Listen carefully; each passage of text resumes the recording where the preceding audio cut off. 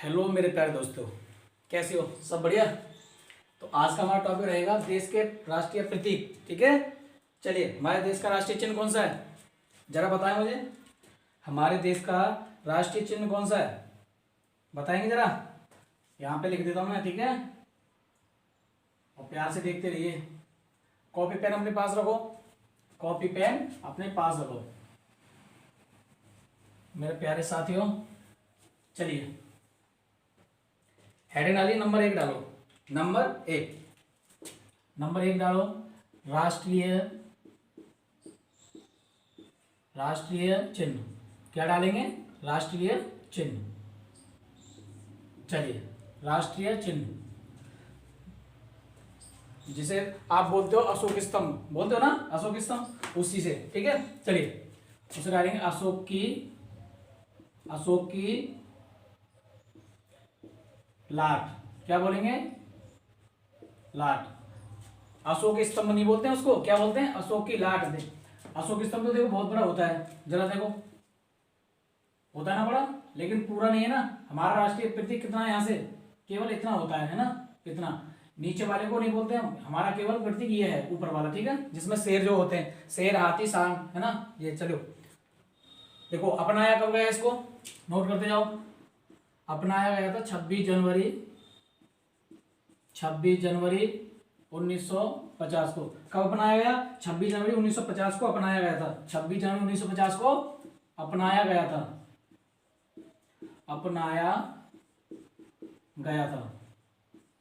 कोई परेशानी तो नहीं है? चलिए, और ना ही होगी। लेकिन मेरे प्यारे साथियों, आगे लिखो।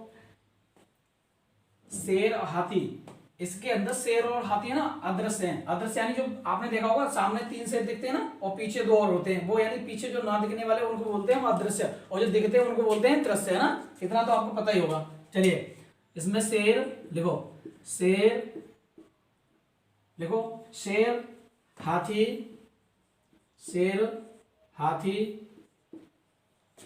अदृश्य हैं। क्या है? अदृश्य। क्या है? अदृश्य। अदृश्य है किसमें? आधार में। अदृश्य हैं आधार में। किसमें मेरे प्यारे साथियों? आधार में। अगला लिखिए, घोड़ा और सांड। घोड़ा और सांड दृश्य हैं, यानी ये दिखते हैं, दृश्य हैं आधार में। समझ रहे हैं मेरे प्यारे साथियों? नेक्स्ट लिखिए, इसके आधार में सत्यमेव जयते लिखा हुआ है। इसके आधार में, मेरी बात ध्यान से सुनना, इसके आधार में सत्यमेव जयते लिखा हुआ है। ये सबसे इंपॉर्टेंट क्वेश्चन है, ध्यान रखना। इसके लिखो, इसके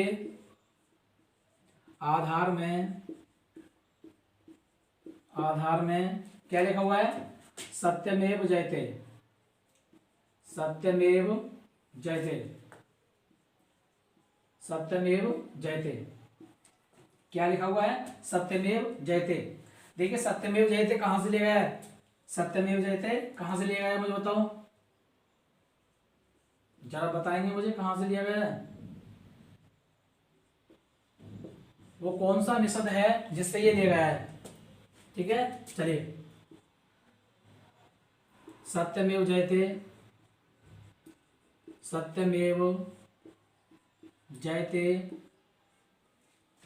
मुंडकोपनिषद से लिया गया है। कहां से?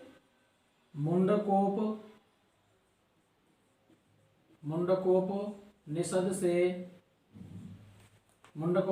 से लिया गया है। सत्यमेव जयते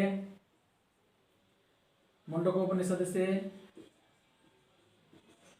लिया गया है। कोई परेशानी तो नहीं है ना? चलिए, नेक्स्ट लिखिए, सत्यमेव जयते देवनागरी लिपि में लिखा है। देखिए, सत्यमेव जयते किस नागरी में लिखा है? देवनागरी में, है ना। हमारे भारत की कौन सी नागरी है? देवनागरी, है ना। देवनागरी लिपि जो बोलते हैं ना, ध्यान रखना इसको। सत्यमेव जयते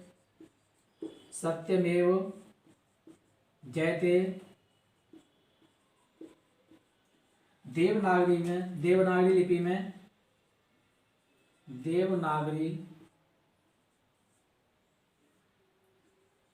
लिपि में लिखा हुआ है, देवनागरी लिपि में लिखा हुआ है। सही है मेरे प्यारे साथियों, कोई दिक्कत तो नहीं है। देखिए, अशोकी लाट में कुल 4 जानवर हैं। अशोकी लाट में कुल 4 जानवर हैं। कितने हैं? 4।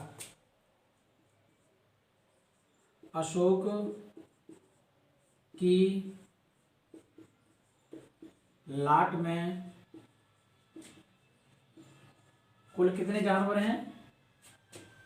बताएंगे जरा मुझे। 4 जानवर हैं। कितने? 4 जानवर हैं। कितने मेरे प्यारे साथियों? 4 जानवर हैं। अशोक की लाट में कुल जानवरों की संख्या जरा मुझे बताएं। अशोक की लाट में कुल जानवरों की संख्या, कुल जानवरों की संख्या कितनी है?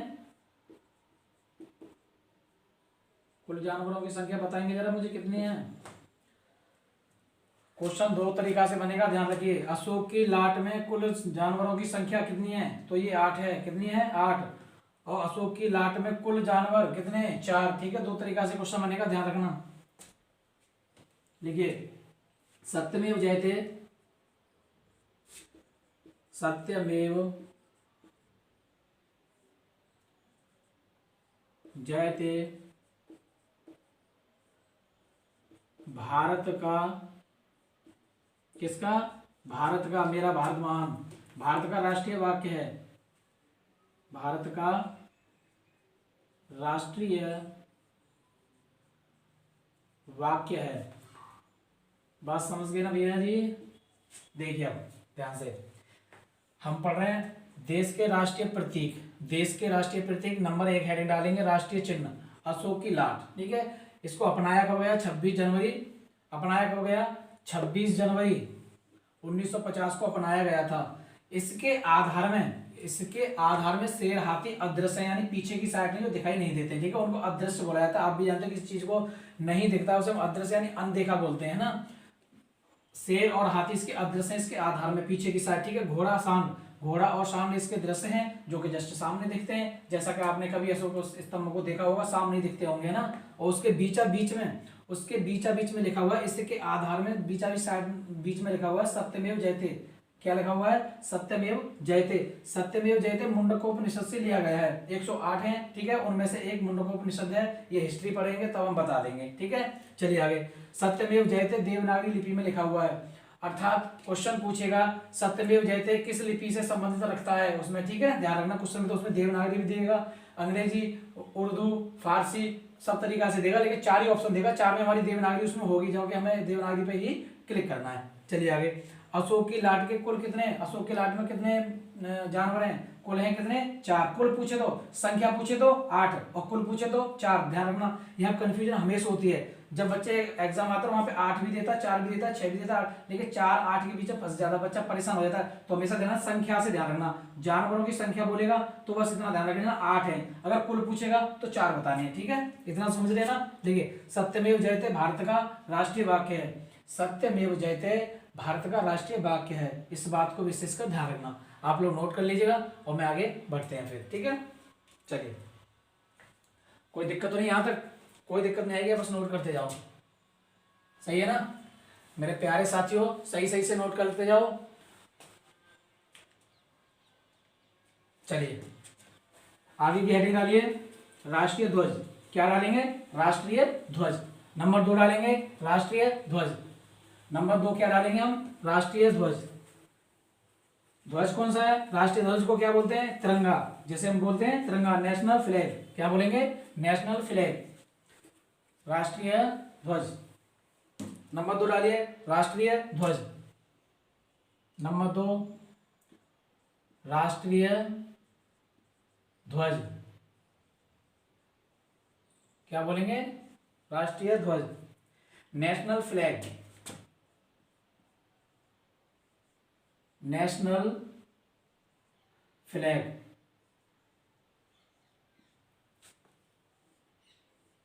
मेरे प्यारे साथियों आराम से पढ़ते रहिए और आगे की ओर बढ़ते रहिए।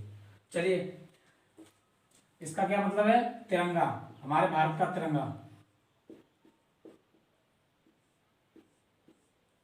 सही है भैया। चलो देखो, नेशनल फ्लैग, नेशनल फ्लैग में 3 रंग होते हैं। नेशनल फ्लैग में 3 रंग होते हैं, ये तो सभी को पता है ना। नेशनल रंग में, नेशनल फ्लैग में कितने रंग होते हैं, यानी राष्ट्रीय ध्वज में कितने होते हैं? 3 होते हैं। कितने होते हैं? 3 रंग होते हैं। कौन कौन से होते हैं मैं आपको नोट कराता हूँ और आप आराम से नोट करते रहिए, ठीक है। पहला रंग डालिए केसरिया। देखिए मैं एक तिरंगा बनाता हूँ नॉर्मल, ठीक है, जिससे कि आपकी समझ में सही से आएगा। सही है ना? ऐसे ही अब मैं लिखाता जा रहा हूं, आप देखते रहिए, ठीक है। लिखो नंबर 1।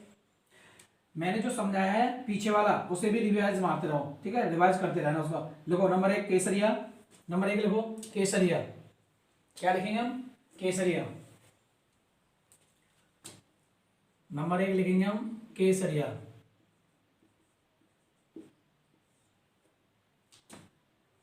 इसका मतलब क्या होता है? नंबर 1 का केसरिया, केसरिया रंग किसका प्रतीक होता है? ताकत एवं साहस का। किस किस चीज का होता है? ताकत, ताकत एवं साहस का, साहस का प्रतीक होता है। केसरिया रंग किसका प्रतीक होता है? ताकत एवं साहस का। क्वेश्चन पूछेगा केसरिया रंग का अर्थ क्या होता है? ताकत एवं साहस, उसमें आएगा, ठीक है, आपके क्वेश्चन में आ जाएगा जब आप पेपर देने जाओगे। नंबर 2 डालो सफेद। सफेद रंग किसका प्रतीक होता है? नंबर 2 डालो सफेद। सफेद किसका होता है? शांति एवं सत्य का। एक मिनट, मार्क का खत्म हो गया। शांति एवं सत्य का, शांति एवं सत्य का, शांति एवं सत्य का प्रतीक होता है। शांति एवं सत्य का प्रतीक होता है, सॉरी। नंबर 3 डालो, नंबर 3 डालो हरा। नंबर 3 हरा। हरा किसका प्रतीक होता है मुझे जरा बताओ? केसरिया किसका होता है? ताकत एवं साहस का। सफेद किसका होता है? शांति एवं सत्य का। हरा बता दो जरा मुझे, हरा रंग किसका होता है? विकास एवं समृद्धि, विकास एवं समृद्धि, विकास एवं समृद्धि, समृद्धि का प्रतीक होता है। समृद्धि एवं प्रतीक होता है, विकास एवं समृद्धि का प्रतीक होता है। सही है ना? कोई दिक्कत तो नहीं है? देखो बीच में ध्यान से लिखना, बहुत बढ़िया क्वेश्चन है। बीच में, बीच में क्या है? एक धर्म चक्र है। बीच में धर्म चक्र है, जो आप बोलते हो तीलियों को, ठीक है, धर्म चक्र है। धर्म चक्र है जिसमें 24 तीलियां हैं, जिसमें 24 तीलियां हैं। अब ये तो नॉर्मल सी बात है, इतनी तो आपको पता ही है ना। ये तो आप सभी को पता ही है कि 24 तीलियां होती हैं, है ना। 3 रंग होते हैं। केसरिया रंग हमारा ताकत एवं साहस का प्रतीक होता है। सफेद रंग हमारा शांति एवं सत्य का प्रतीक होता है। हरा रंग हमारा विकास एवं समृद्धि का प्रतीक होता है ना। बीच में धर्मचक्र है जिसमें 24 तीलियां हैं। कितनी 24 तीलियां हैं? 24 तीलियां हैं, है ना, जिसमें 24 तीलियां हैं। और उनका रंग समुद्री नीला है। कैसा है? उनका रंग समुद्री, उनका रंग कैसा है? रंग समुद्रीय नीला है। कैसा है प्यारे साथियों? समुद्रीय, समुद्रीय नीला है, समुद्री नीला है। बात समझना है? नेवी ब्लू, इंग्लिश में क्या बोलेंगे? Navy blue. क्या बोलेंगे प्यारे साथियों? नेवी ब्लू, है ना। आगे चलिए, नोट करते जाइए, मैं आपको समझा देता हूँ, ठीक है। लिखे 22 जुलाई 1947 को राष्ट्रीय ध्वज को लिखो। 22 जुलाई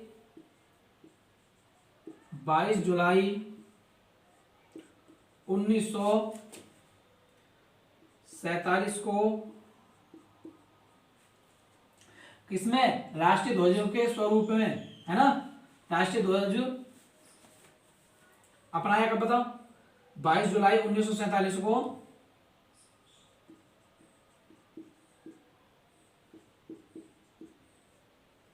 अपनाया गया।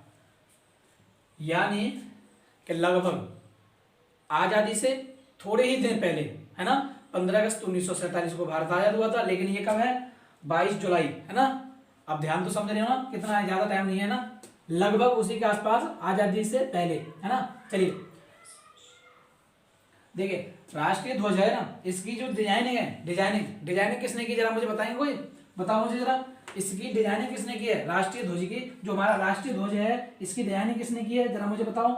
पिंगली वेंकैया ने की है। किसने, पिंगली वेंकैया। कौन थे वो, महान व्यक्ति थे बहुत। पिंगली वेंकैया ने राष्ट्रीय ध्वज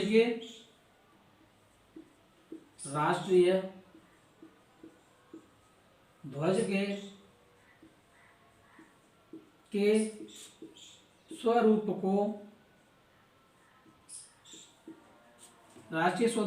को तैयार किया था। क्या किया था भैया, तैयार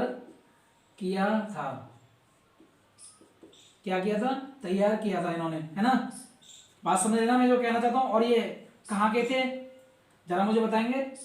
पिंगली वेंकैया कहाँ के थे, आंध्र प्रदेश के थे। कहाँ के थे, आंध्र प्रदेश के, है ना। कहाँ के थे, आंध्र प्रदेश, शॉर्ट में लिख देता हूँ एपी, ठीक है, सही है ना, समझ में आया होगा ना, कोई दिक्कत तो नहीं यहाँ तक। और ये एक वनस्पति वैज्ञानिक थे। कौन थे ये महान वनस्पति वैज्ञानिक थे। कौन थे, महान व्यक्ति थे जो कि वनस्पति वैज्ञानिक थे।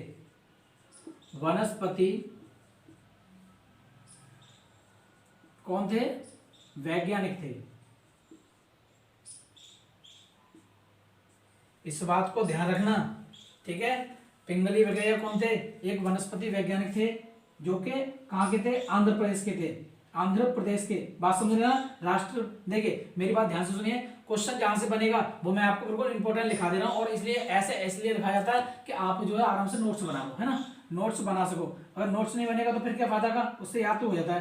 राष्ट्रीय ध्वज में पहले धर्म चक्र लिखो। राष्ट्रीय ध्वज है ना, जो हमारा राष्ट्रीय ध्वज है, पहले इसमें 24 तीलियां नहीं थी, पहले इसमें क्या था बताओ, जरा मुझे बता दो, आप सभी जानते होंगे। पहले इसमें क्या था, तीलियों की जगह जो हमारा चक्र है, धर्म चक्र है, इसकी जगह पहले कौन सा चिन्ह था, जरा बताओ मुझे, कौन था, चरखा था। चरखा क्या था, चरखा, जो कि महात्मा गांधी के प्रतीक को दर्शाता है। ये महात्मा गांधी का एक साक्ष्य प्रतीक है ना। उनके जगह पर जब ये इन्होंने लगाया था उसके हिसाब से ही अब ये सॉरी क्या बोलते हैं इसको, राष्ट्रीय ध्वज को, है ना। चलिए लिखिए, कोई दिक्कत तो नहीं आता है, कोई परेशानी नहीं है ना। राष्ट्रीय ध्वज पहले लिखो, राष्ट्रीय ध्वज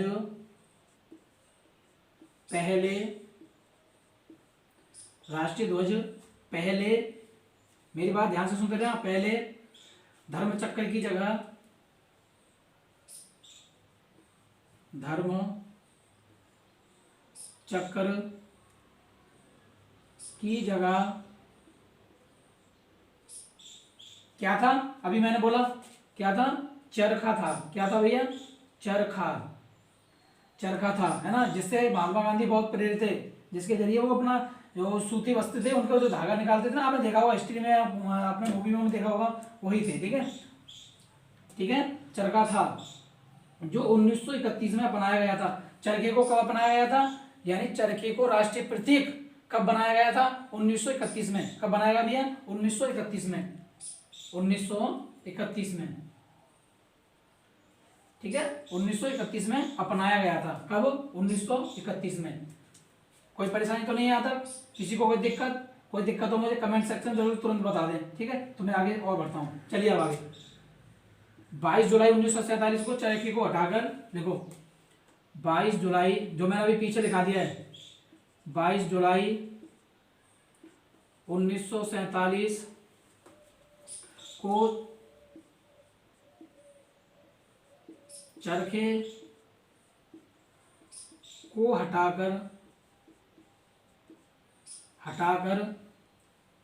चरखे को हटाकर क्या किया, धर्मचक्र को अपनाया गया। धर्मचक्र को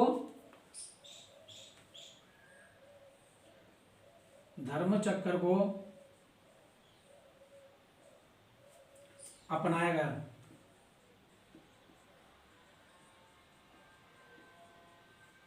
वो मैंने लिखाई दिया है कब अपनाया गया था, है ना, वो मैंने लिखाई दिया पीछे, तो बार बार लिखने में कोई फायदा नहीं है, यहाँ भी लिख रहा है ना। और 24 तीलियां होती हैं, ये भी आपको पता है अच्छे से। बताइए यहाँ तक किसी को कोई दिक्कत है क्या?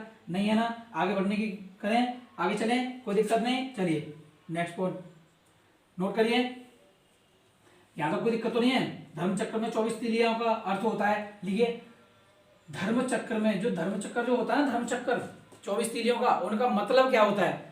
हर कोई बोल देता है 24 तीलियां होती है, लेकिन उनका मतलब क्या होता है? मतलब लिखिए, मैं लिखा रहा हूं, चलिए धर्मचक्र में लिखिए, धर्मचक्र में अगर नीचे ना दिखाई दे तो मैं बोलता जा रहा हूं, ठीक है, साथ में, तो आप नोट कर लीजिए। धर्मचक्र में 24 तीलियों का, धर्मचक्र में 24 तीलियों का अर्थ क्या होता है? अर्थ लिखिए, धर्मचक्र में 24 तीलियों का अर्थ क्या होता है? जीवन 24 घंटे, यानी जीवन 24 घंटे प्रगतिशील रहता है, प्रगतिशील रहता है। 24 घंटे कैसा रहता है? 24 घंटे कैसा रहता है जीवन, बताइए। 24 घंटे जीवन कैसा रहता है?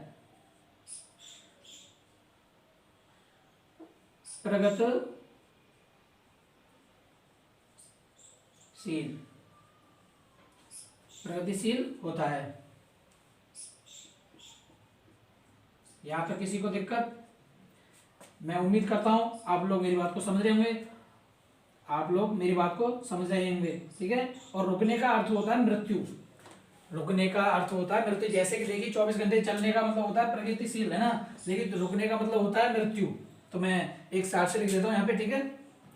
रुकने का मतलब क्या होता है? रुकने का मतलब क्या होता है?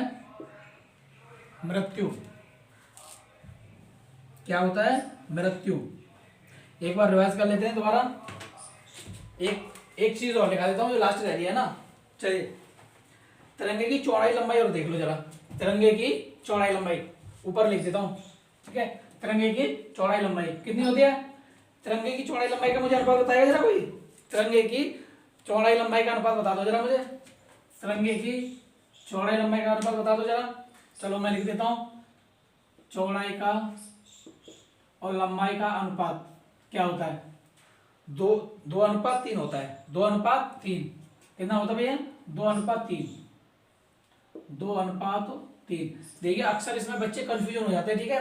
3:2 कर देते हैं, उसमें देता है ना एग्जाम में भी कई बार। एक बार मुझसे भी हुआ था गलत, मेरे भी पेपर में आया था, मुझसे खुद हुआ था गलत, लेकिन अब नहीं होता है। अब क्यों होगा? क्योंकि मैंने पढ़ लिया है, आप भी पढ़ रहे हो, अब आपसे भी नहीं होगा। सिंपल सी बात है, जब आप पढ़ोगे सही से और ध्यान से पढ़ोगे तो होगी क्यों गलत? मतलब ही नहीं गलत होने का तो कोई, है ना, कोई चांस ही नहीं बचता गलत हो जाए, कोई आपके पास चांस ही नहीं होगा जब आप सही से पढ़ेंगे तो। चलिए एक बार इसे रिवाइज कर देता हूं मैं। देखिए हम पढ़ रहे हैं, दूसरा नंबर क्या है हमारा? हम पढ़ रहे हैं देश के राष्ट्रीय प्रतीक, है ना। दूसरा नंबर क्या है? राष्ट्रीय ध्वज, नेशनल फ्लैग। इंग्लिश में क्या बोलते हैं? National flag. इसमें 3 रंग होते हैं, कौन कौन से? केसरिया जो ताकत एवं साहस का प्रतीक होता है, केसरिया ताकत एवं साहस का प्रतीक होता है, ध्यान रखना इस चीज को। दूसरा नंबर कौन सा? सफेद, शांति एवं सत्य का प्रतीक होता है, शांति एवं सत्य का प्रतीक होता है, ठीक है। हरा रंग विकास एवं समृद्धि का प्रतीक होता है, विकास एवं समृद्धि का प्रतीक होता है। बीच में धर्मचक्र होता है, जो बीच में आपने देखा होगा गोल गोल, है ना, जो शेर लगे ना, शेर जो 3 शेर लगे, 2 साइड से, एक बीच में, और जस्ट बीच वाले के नीचे एक चूड़ी कलर का बना रहता है ना, उसी को धर्मचक्र बोला जाता है। इसमें 24 तीलियां हैं, ध्यान रखना इस चीज को। वहीं से इस तिरंगे में लिया गया है। कहां से?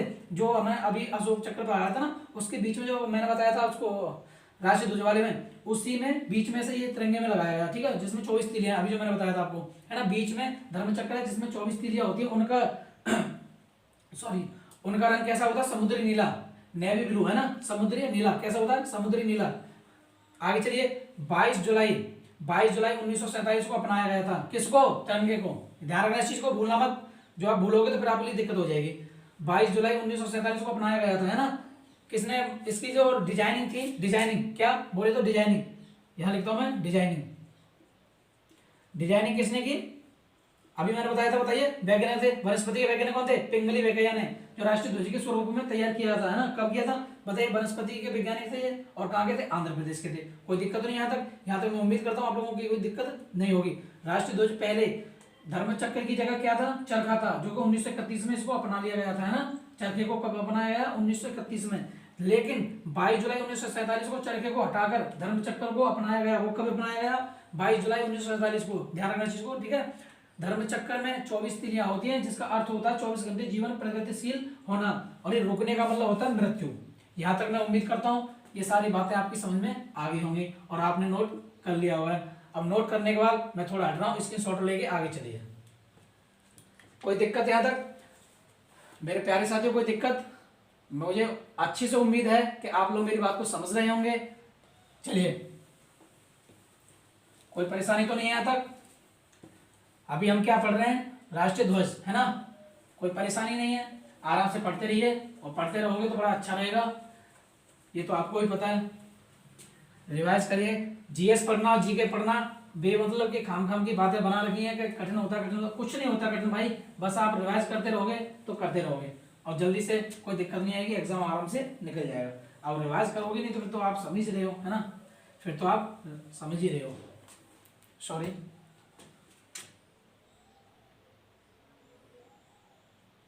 चलिए, यहां तक हमारी कंप्लीट है ना, आगे चलिए। अब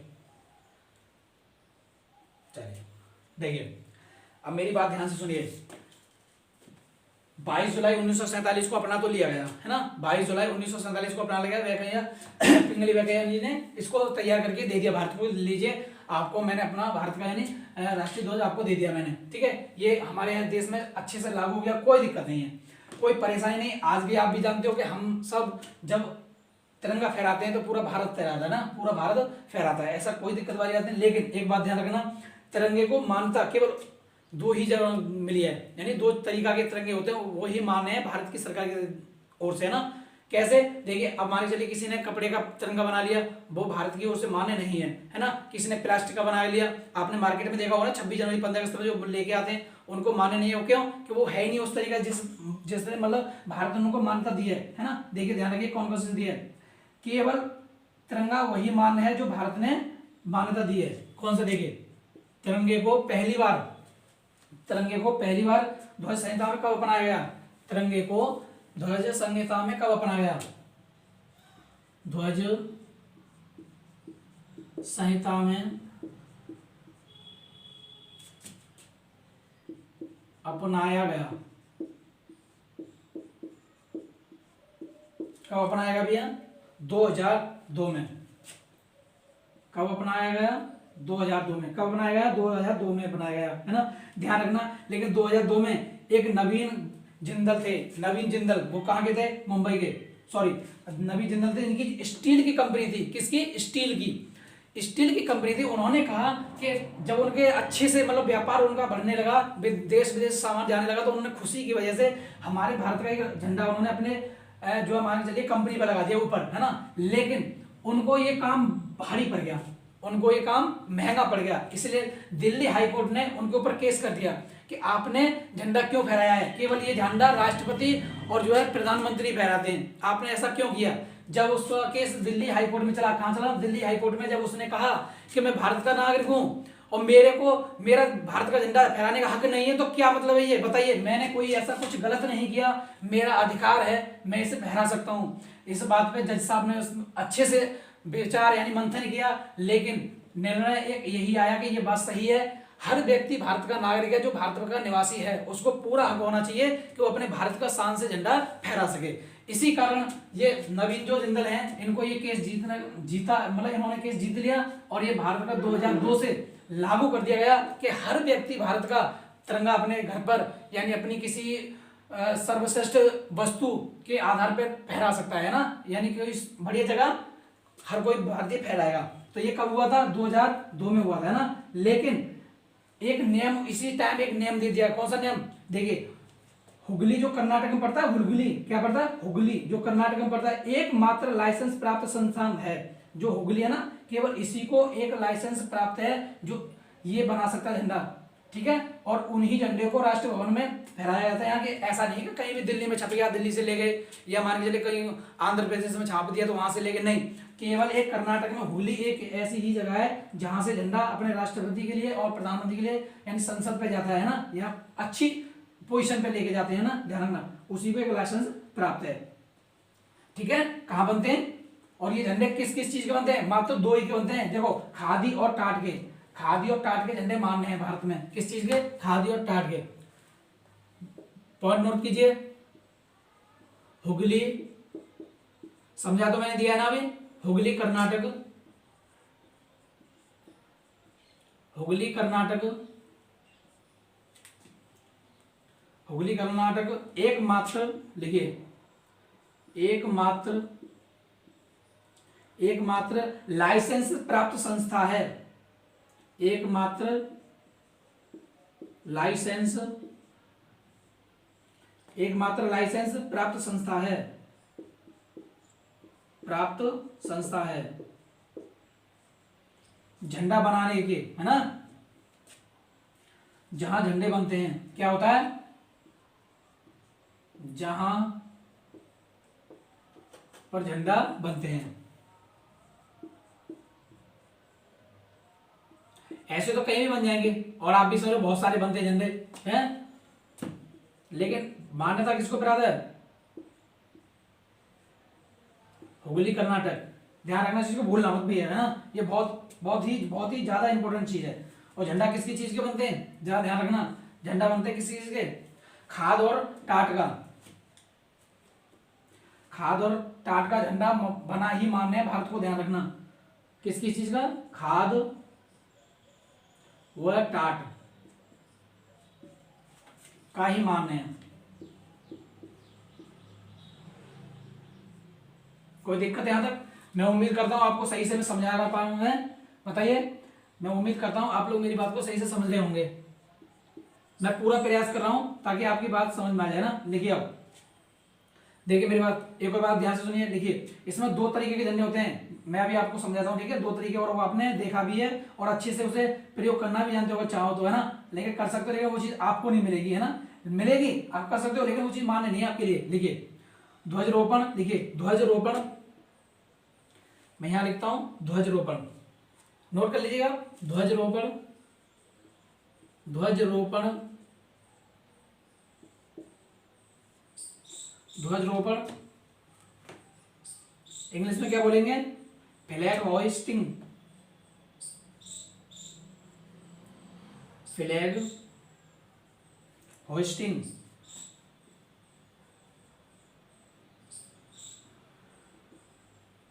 फ्लैग होइस्टिंग। कोई दिक्कत? ध्वजारोपण, लिखिए, ध्वजारोपण,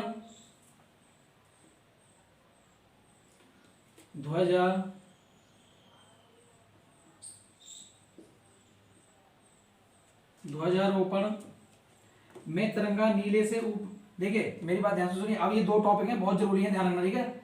ध्वजारोपण में तिरंगा, ध्वजारोपण में तिरंगा, देखिए ध्वजारोपण में तिरंगा नीचे से ऊपर की ओर जाता है। कैसे जाता है? नीचे से ऊपर की ओर, ऊपर की ओर जाता है। आपने अक्सर देखा होगा, डंडा जो खड़ा कर देते डंडा, और उसमें नीचे जो फूल बांध देते, फिर नीचे रस्सी से खींचते हैं ना, वो पहले ही डंडा नीचे होता है, आपने देखा होगा ना, है ना, सबसे नीचे ही होता है, देखा है ना। जिसे कौन फहराता है? प्रधानमंत्री द्वारा फहराया जाता है ना। लिखिए, जिसको हमारे भारत के प्रधानमंत्री मोदी जी ने फहराया है ना, जिसको प्रधानमंत्री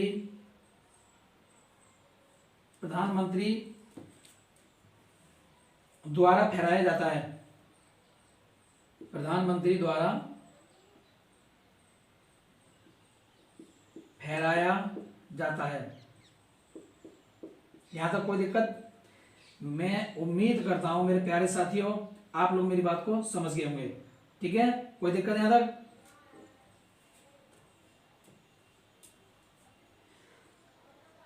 ध्वजारोपण को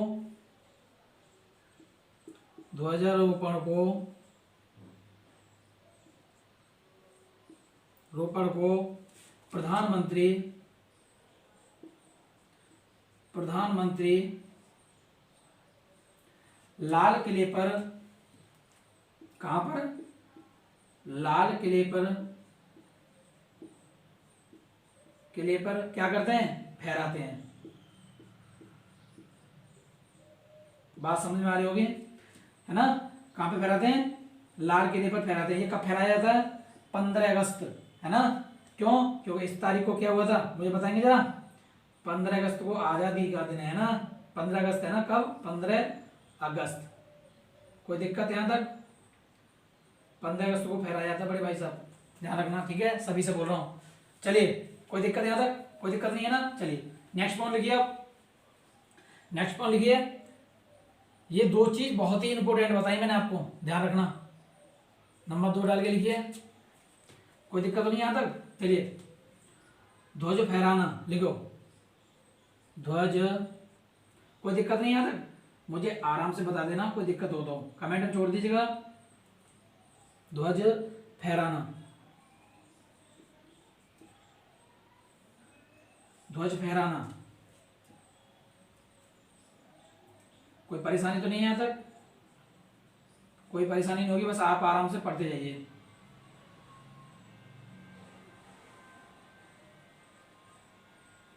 चलिए,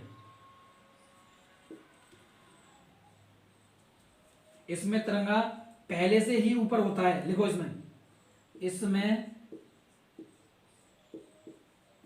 तिरंगा पहले से ही ऊपर क्या होता है? ऊपर होता है, ऊपर होता है। लेकिन फिर रस्सी खींचते हैं, नीचे फूल गिरते हैं, देखा होगा आपने, है ना। ऊपर होता है, कोई दिक्कत यहां तक? ऊपर रहता है, ठीक है।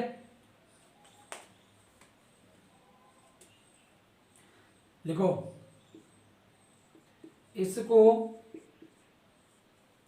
राष्ट्रपति द्वारा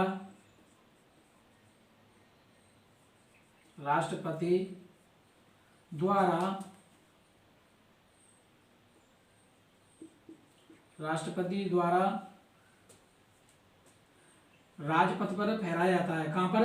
राजपथ पर, राजपथ फहराया जाता है। ये कब फहराया जाता है बताएंगे जरा मुझे? 26 जनवरी को। कब? 26 जनवरी को जो संविधान लागू हुआ, 26 जनवरी 1950 को हुआ था ना, सभी को पता होगा इस चीज। तो ऐसी चीजें याद रखा करो, क्वेश्चन में जब दिख दे ना 50 26 तो गुमराह हो जाते हैं, गुमराह क्वेश्चन में कि ये कहां से आ गया, पता नहीं कौन सा, इसमें गुमराह हो जाते हैं। फिर देखते हैं पता नहीं क्या है इसमें, कौन सा था, ठीक है। चलो लिखो, है ना, कोई दिक्कत नहीं यहां तक? देखिए, ध्वज को बनाने के केवल 9 मात्र हैं, 9 मानक हैं, सॉरी, कितने हैं? ध्वज को बनाने के केवल 9 मानक हैं। 9 मानक मैं आपको भी समझाता हूं, ठीक है। जरा देखिए, यहां देख लीजिएगा, ध्वज को बनाने कितने मात्रक हैं? 9। कितने हैं? 9। यानी किसी भी चीज का एक बात ध्यान रखिए, अगर ध्वज बनेगा ना तो केवल एक ही आंकड़ा बना रहेगा। कैसे? देखिए, जैसे ये है, देखो 63 है ना, गुणा 63 गुणा मान के चलिए, हमने कोई चीज अपनी बनानी है ना, 63 गुणा मान के चलो 42। अगर हम इसके ध्वज का जो मानक बनाएंगे ना तो बराबर बनाना पड़ेगा। कैसे? देखो, 2 का गुणा इधर भी करेंगे और 2 का गुणा इधर भी, ठीक है। 63 गुणा 4200 mm, यानी 2 का गुणा ऐसे भी करेंगे तो 2 गुणा करेंगे, अगर इधर 4 का करेंगे तो इधर का भी 4 का करना पड़ेगा, है ना। ये 9 मात्रक होते हैं बनाने के, ठीक है। मैंने आपको अनुपात बता दिए हैं। ध्वज का राष्ट्रपति का कितना वो है अनुपात बताइए जरा मुझे। तिरंगे का अनुपात कितना है 2:3, जो मैं पहले बता चुका हूँ, ठीक है। भूलना मत, भूलोगे तो दिक्कत हो जाएगी, ध्यान रखना, ठीक है। चलिए, और कोई दिक्कत यहाँ तक? तो मैं उम्मीद करता हूँ यहाँ तक समझ में आ रही होगी ना। देखिए मैं फिर भी कह रहा हूँ, एक बार इनके दोबारा रिवाइज करिए, जब तक आप रिवाइज नहीं करेंगे तब तक समझ में नहीं आएगा, क्योंकि रिवाइज करने में ना कोई बहुत बहुत सारी दिक्कत आती है ना, ठीक है। चलिए गला खराब सा हो गया, सॉरी, है ना, जुकाम हो गया, कोई दिक्कत नहीं है। चलिए हम आपकी सेवा में तत्पर हैं। लेकिन 1904 में यहाँ तक कोई दिक्कत नहीं है ना किसी को? आगे बढ़े हम, यहाँ तक नोट कर लो, पहले बोर्ड भर चुका है, फिर दिक्कत होगी, इसलिए आप नोट कर लो, कोई दिक्कत नहीं है ना, करो नोट।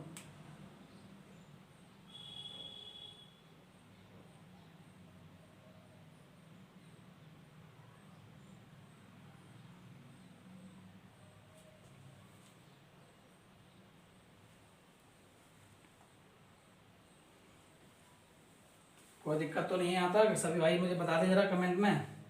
हो गया नोट, हो गया? यहाँ तक कोई परेशानी तो नहीं है? चलिए आगे बढ़ते हैं। देखिए सबसे पहले तिरंगे को फहराया किसने? ध्वज को सबसे पहले फहराया किसने था? देखिए एक विवेकानंद जी की कौन थी? शिष्य थी। विवेकानंद जी की एक शिष्य थी। किसकी? विवेकानंद जी की। मैं यहाँ लिख देता हूँ, ठीक है। विवेकानंद जी की, विवेकानंद कौन थी? शिष्य थी, जिनका नाम क्या था बताएंगे जरा मुझे, नाम बता दो। उनका नाम था सिस्टर निवेदिता। क्या नाम था? सिस्टर निवेदिता। क्या था? सिस्टर निवेदिता, है ना, जो कि कौन थी? विवेकानंद की शिष्य थी। उन्होंने इस डिजाइन को बनवाया था, इन्होंने डिजाइन बनाया था, लेकिन 1906 में इन्होंने फहराया था, ठीक है। डिजाइन कब बनवाई थी इन्होंने? मैं अभी दे रहा हूँ, ठीक है, लिखिए 1904 में डिजाइन कब बनी? 1904 में डिजाइन। कोई दिक्कत? आगे लिखिए फहराया कब था इन्होंने कब फहराया था बताओ जरा? 1906 में। मैंने अभी दोबारा एक बार बोला तो था, इतनी जल्दी क्यों बोलते हो? 1906 में, ठीक है। कब फहराया था? 1906 में फहराया था। कोई दिक्कत है यहाँ तक? नहीं ना, कोई दिक्कत नहीं होगी, ठीक है। दूसरी बार बताओ, दूसरी बार किसने फहराया था? दूसरी बार किसने फहराया था? नंबर डालो आगे, मैं नोट करता हूं। दूसरी बार किसने फहराया था भैया, जरा बता दो मुझे, बताओ। मदन बीका जी ने। किसने? मदन बीका जी ने।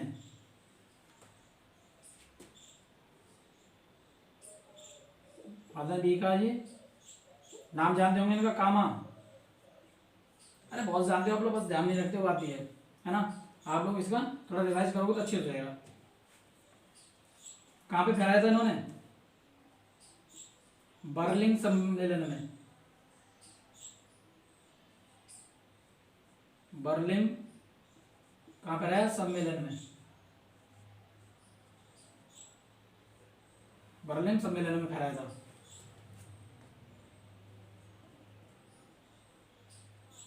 कोई दिक्कत यहां तक?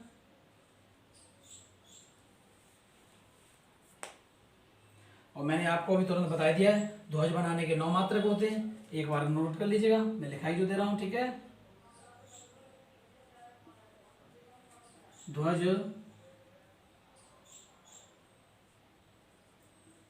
ध्वज बनाने के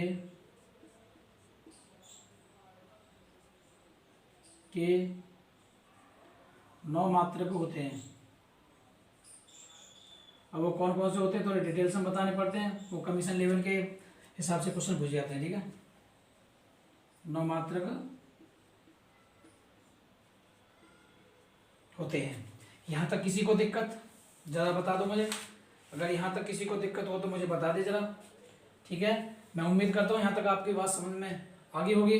चलिए, राष्ट्रीय ध्वज, ठीक है, तिरंगा ध्वज संहिता अपनाया गया 2002 में। हुगली कर्नाटक में एकमात्र संस्था लाइसेंस है जिसको खाद और टाट के झंडे बनाने का अधिकार है।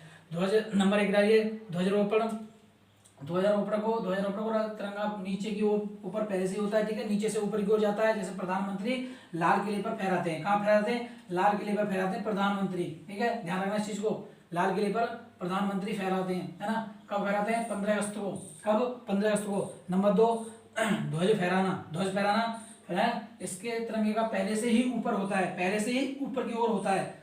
इसको राष्ट्रपति द्वारा राजपथ पर फहराया जाता है, जो कि 26 जनवरी को फहराया जाता है ना, 26 जनवरी को, ध्यान रखना इस चीज को, है ना। मान के चलिए, अब अगला देखिए, विवेकानंद की शिष्य थी जिन्होंने सबसे पहले क्या करा, क्या किया था, बोलो, झंडा फहराया था, है ना, झंडा, जिनका नाम क्या था, सिस्टर निवेदिता जो 1906 में फहराया था, लेकिन डिजाइन इन्होंने तैयार करवाई थी, कब करवाई थी, 1904 में, है ना, ध्यान रखिए। दूसरी बार मदन बीकाजी कामा, जो बर्लिन सम्मेलन में फहराया था इन्होंने, ठीक है, बर्लिन सम्मेलन में फहराया था।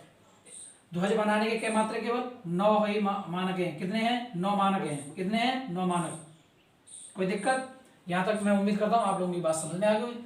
आगे का टॉपिक बढ़ाते हैं, लेकिन कोशिश करेंगे कल करने की। आज टाइम बहुत हो गया और काफी अच्छी क्लास निकली है, आपको पढ़ने में इंटरेस्ट आया होगा और मैं उम्मीद करता हूँ मुझे सपोर्ट कीजिएगा। आप सपोर्ट करोगे तो मेरे को और एनर्जी मिलेगी और मैं अच्छे से और पढ़ाऊंगा। तो आज के लिए इतना ही, कोई दिक्कत हो मुझे कमेंट में बताइए और आप इसको रिवाइज करते रहिए, कोई परेशानी नहीं आएगी, ये मेरा वादा है। और अपनी वैकेंसियों को देखते रहिए, सरकारी रिजल्ट पे खोजते रहा करो, ऐसा ना होगा वैकेंसी निकल जाए अगर आपको पता ही ना चले, क्योंकि काफी बच्चों को तो पता ही नहीं है वैकेंसी कहाँ देखते हैं, ठीक है। एक दिन मैं इसकी डिटेल्स में वीडियो बना के डालता हूँ सभी को, है ना, जिनको नॉलेज नहीं है, जो बच्चे नए उनको पता ही नहीं है कि सरकारी नौकरी कहाँ से होती है, कैसे होती है, क्योंकि मुझसे ही भूल हुई है बहुत सारी, है ना। तो मैं चाह रहा हूँ जो भूल मुझसे हुई है वो आप लोगों से ना हो पाए। तो मैं एक दिन वीडियो बना दूंगा और मेरे चैनल का आपको नाम बताइए, लाइफ स्टडी, है ना, जीवन का अध्ययन, है ना, ध्यान रखिए इस चीज को। और आज के लिए इतना ही, तो जय हिंद, जय भारत।